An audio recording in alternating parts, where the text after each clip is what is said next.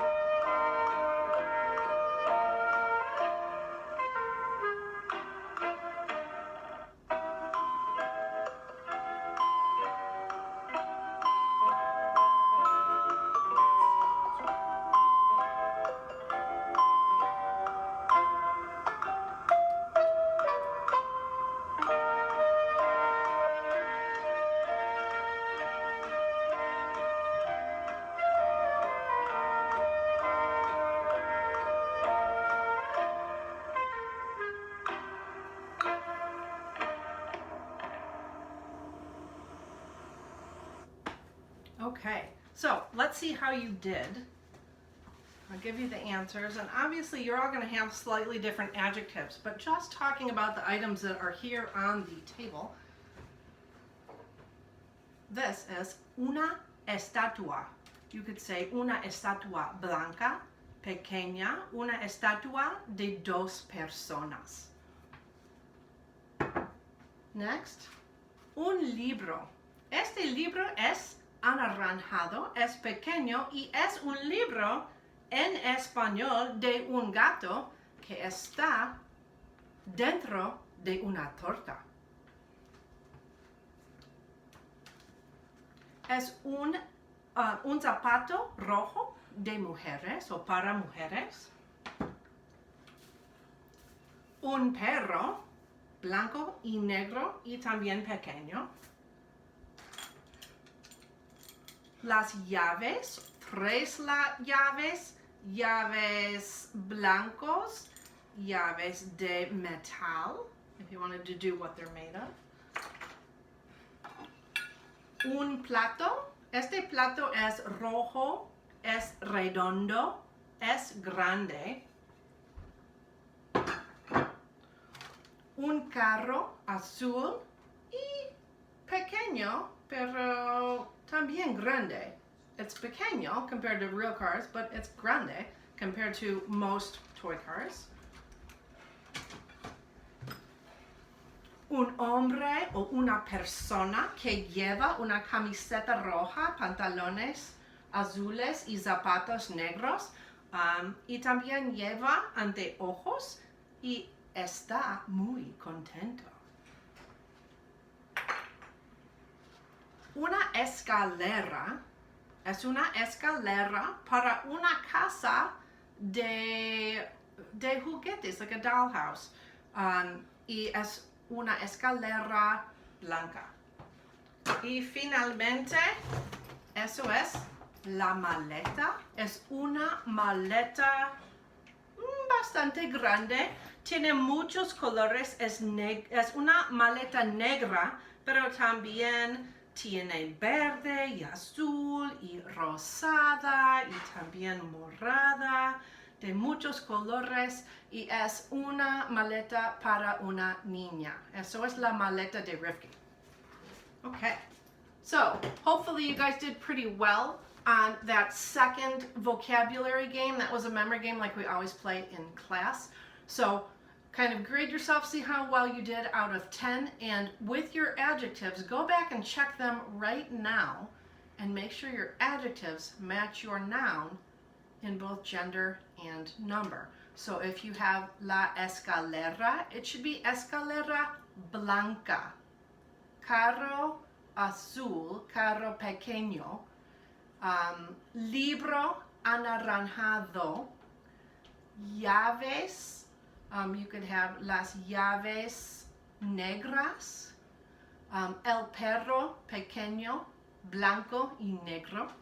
Zapato rojo. Maleta grande, maleta negra would work. el plato redondo, round, o rojo. Both of those adjectives need to end in an O. La estatua blanca, remember our statue was white, so blanca has to be feminine, just like estatua is feminine. And finally, el hombre, I don't know what adjectives you use for the hombre. I said el hombre que lleva, and then I described his clothes. So he had una camiseta roja, so red shirt, both feminine. Okay, the next thing I want to do is our grammar sheet, and you received this at home before you did your computer work. So you have this somewhere. Hopefully it is in front of you. As usual, we have about 4 sections of grammar to go over. So a quick review of the command form. Remember, what we're working on right now are positive commands using the usted form. That's what we did in our warm-up activity. This review is of all 3 of the forms that we've learned so far this year. So with your friends, people that you would talk to using the to form, like you'd say, hola amiga, ¿cómo estás? If you're going to use the to form with them, when you're trying to boss them around, you're becoming more formal, and so you just switch over to the usted form of the verb. Come la sopa, abra la puerta. Abre la puerta, bebe el té. So with friends, just the normal usted form. Come from comer, abre from abrir, and bebe from beber. Formal with one person. So if you're talking about telling your doctor what to do, telling an older person what to do, there are occasions where you would be giving instructions to someone. If you're volunteering at your church and you have your pastor is asking you where they should put something for a lesson you're teaching or something you're helping with, you could give them command forms. And what you do to form that is you go to the yo form of the present, drop off the O and add the opposite vowel. That means for AR verbs, you add E, and ER and IR verbs, you add A. So, for comer, it would become coma. A would be the opposite vowel. Abra for abrir, beba for beber. And then for a group of people, if you're trying to tell the whole class to do something, again, you go to that yo form, drop the O, and add the opposite vowel plus N. That means for AR verbs, you're saying EN, and for IR and ER verbs, you're adding AN. Coman la sopa, abran la puerta, beban el té. And this year we've seen a lot of verbs for giving directions because you'll hear these a lot if you are traveling. So I gave you some of those common verbs there with seguir, ir, and doblar, because those you see quite a bit. And then we had a handful of irregular command forms. So I've listed those on your sheet as well. Just keep studying those and get used to recognizing them. You may not be ready to produce them yet, but you should be able to do a matching activity or a multiple choice activity using those command forms. Okay, our second section covers 2 new irregular verbs that are similar. The verb reír, which means to laugh, and sonreír, which means to smile. Their conjugations are very similar, so that's helpful. And on your handout, I conjugated the more difficult ones for you. The present tense for both verbs, and also the preterite tense for both verbs. And I included that ing form that you would use with estar. So, yo estoy riendo, I am laughing. Or yo estoy sonriendo, I am smiling. What I asked you to do before today is to fill in the missing sections for the imperfect and the future. So hopefully you've done that already. If not, it's your lucky day because here they are. So here are the imperfect and the future forms for reír. You can notice it's just our normal ia endings for the imperfect because reír is an IR verb. Yo reía, tú reías, él, ella, usted reía, nosotros reíamos, y ellos reían. And then the future tense, we love this one because you just take the infinitive and then you just tack those endings right on after the infinitive, so no dropping anything. And remember, all of the future forms have an accent mark on them with the exception of nosotros. So we have yo rearé, tú rearás, ella, usted reirá, nosotros reiremos, y ellos, ellas, ustedes reirán. So that is a really fun verb if you want to practice trilling your R's. The nice thing about reír and sonreír is you just take those conjugations that I just showed you and you tack on S-O-N in the front, and you have your second verb completed. Whoops. So there's sonreír in the imperfect and the future. Again, the spellings are going to be just exactly the same as reír, except you're adding the son at the beginning. Yo sonreía, tú sonreías, ellos se sonreía, nosotros sonreíamos, ellos sonreían. And then the future, again, our whole infinitive plus the endings. Sonreiré, sonreirás, sonreirá, sonreiremos, sonreirán. So that should be a pretty easy verb for you guys to work with. The third section had some more new verbs that you needed to practice. My question on the sheet was, can you conjugate all of these verbs in the present, the preterite, the imperfect, and the future? So those are all the verb tenses that you're currently responsible for in Spanish. You can do all of these. You guys have the skills and you know the endings, but it's easy to get them mixed up. So while you have a little bit of extra time at home right now, if you haven't already written out those conjugations in all of those tenses, practice it at home. You can look it up online to make sure that you're correct and correct yourself if you make mistakes. We've got llorar, to cry, subir, to climb, bajar, to descend, empacar and desempacar, which means to pack and to unpack, which is really useful vocabulary because we already knew how to say suitcase, so now we can actually pack our suitcases. And finally, and this was a verb that Bridget really needed for her trip to Chicago paragraph, the verb ver. A lot of you guys wanted to go see something. You wanted to go to a museum to see something, but you didn't have the verb ver, to see, yet. So you said mirar, which is more like to watch. But that's okay. It didn't make a difference for that last paragraph, but now you do have that verb that means to see. Last but not least, we have our final section, which is an adjective reminder. With the adjectives this week, we're using the verb estar for to be because we're talking about temporary conditions like feelings. The other one that you saw was people getting lost because they didn't have their maps or they didn't know how to read the map. So hopefully they're only lost temporarily. You're using the verb estar. And remember, because these are adjectives down here at the bottom, that they have to agree in number and gender with the nouns that they modify or the people that they modify.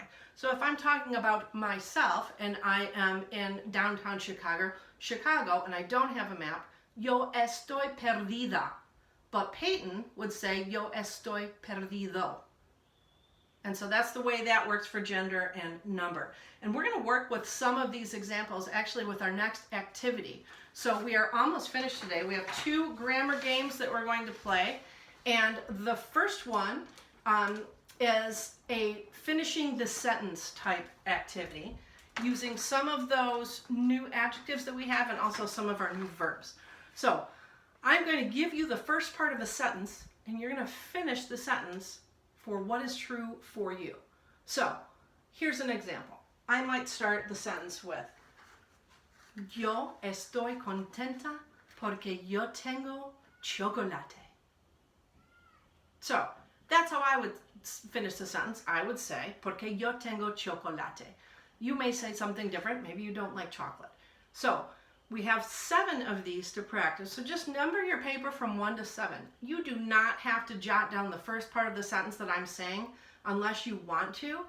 I will repeat the first part of the sentence twice, give you a couple of seconds to write in your answer, and then again, I'll give my answers at the end so you can see if you're on the right track. So the first one is, yo estoy contenta porque yo tengo chocolate.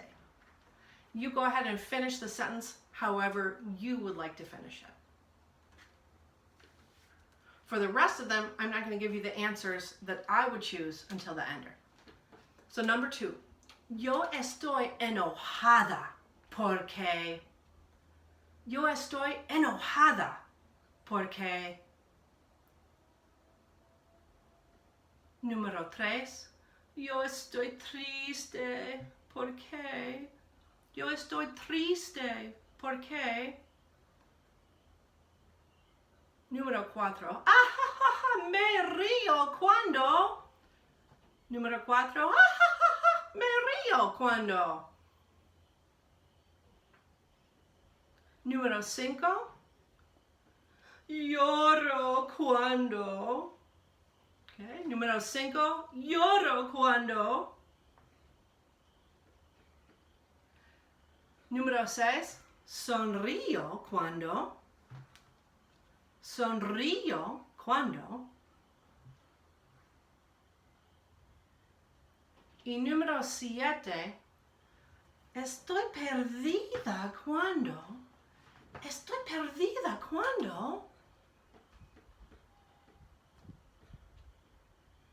Okay, so backing up to number 1, you know, yo estoy contenta porque tengo chocolate, right? There might be something else in your house that makes you happy, or maybe you have chocolate in your house and you are happy because of that. Just remember, for the guys in class, you should have estoy contento. The ladies all are using estoy contenta. Número 2, estoy enojada. Estoy enojada porque no hay chocolate. ¡Qué terrible! So, something else might make you angry. I am angry cuando no hay chocolate. And the same one for this one, guys should have enojado. Ladies, enojada. The next one, estoy triste. Estoy triste porque. Mi paraguas está roto. ¡Qué terrible! So if it were raining, this might make me sad. Estoy triste porque mi paraguas está roto.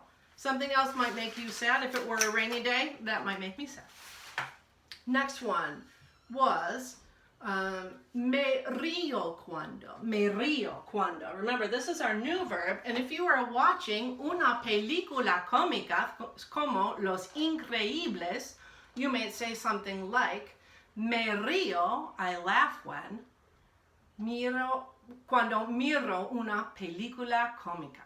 Okay? Me río cuando miro una película cómica. And then lloro cuando, for número 5, lloro cuando miro una película triste. Charlotte's Web, very sad movie. Don't watch it if you don't like being sad. So that one was lloro cuando miro una película triste. The next one is sonrío cuando. Yo sonrío cuando recibo una tarjeta de cumpleaños. Si es mi cumpleaños y recibo una tarjeta, sonrío.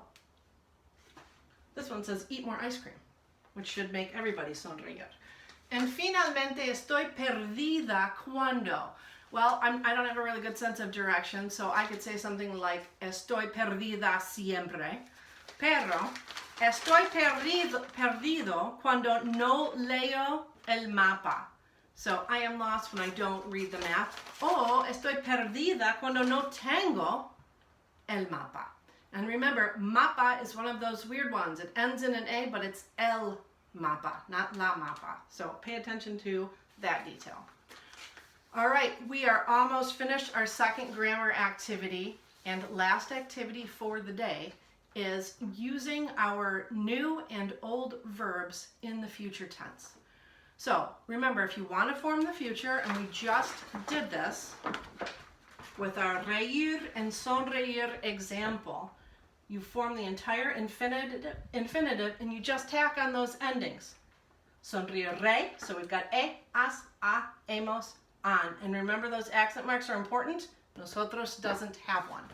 So with this activity, I am going to say an item, a noun, and I want you to write the yo form of the future tense of the verb that is most logical when you think of that noun. So I've got an example for it.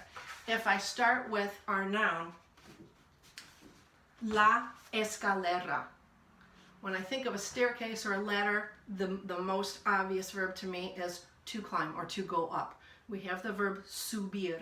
The yo form subir for subir in the future is subiré. So we've got yo subiré. But I don't want you just to use the future tense. I also want you to try to practice your direct object pronouns.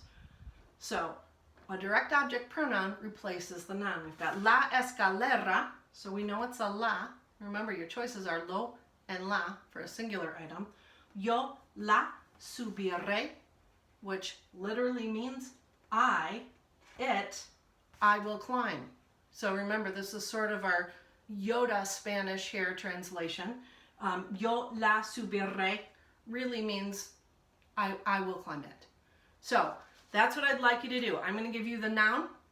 I want you to write the direct object pronoun, either lo or la, and then the yo form of the future of the most logical verb to go with that item. Okay. At the end, I will give you all of the answers so you can self-check again. There are 12 of these. The first one, número uno, la montaña. La montaña. You don't have to write the noun, just write the direct object pronoun that you would use to replace la montaña, plus that verb, the yo form in the future tense. La montaña. Número dos, la maleta. La maleta. Número 3, el pájaro. El pájaro. Número 4, el libro. El libro. Número 5, la pasta. La pasta. Número 6, el café. El café. Número 7, el tambor. El tambor. Número 8, el fútbol. El fútbol. Número 9, el plato sucio. El plato sucio. Número 10, la película. La película. Número 11, el carro. El carro. Y finalmente, número 12, el español. El español.